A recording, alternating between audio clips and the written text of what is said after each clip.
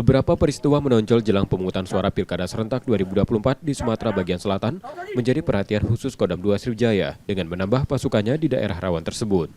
Pasukan TNI terdahulu sudah berada di lokasi-lokasi rawan sejak 23 November 2024 lalu untuk membantu pengamanan Polri di 5 provinsi wilayah Kodam 2 Sriwijaya.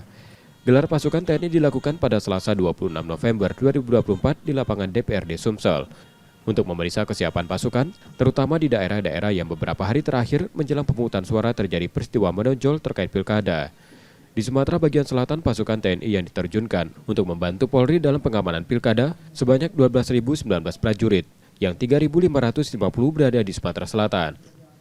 Pangdam 2 Sriwijaya mengingatkan jajarannya untuk tetap menjaga netralitasnya.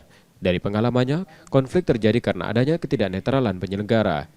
Sehingga komitmen netralitas khususnya TNI di Kodam 2 Sriwijaya harus diutamakan sebagai penjaga keamanan agar pilkada berjalan aman, lancar, kondusif, dan sukses.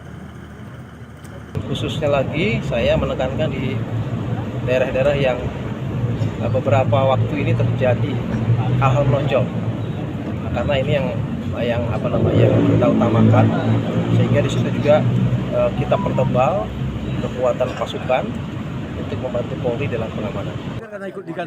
Penebalan pasukan TNI di Sumbaksel membantu pengamanan pilkada masing-masing di Bengkulu, Metro Lampung, sementara di Sumsel, di Oku, Muratara, dan Lahat sebagai langkah antisipatif gangguan keamanan. Tim Liputan, Kompas TV, Palembang, Sumatera Selatan.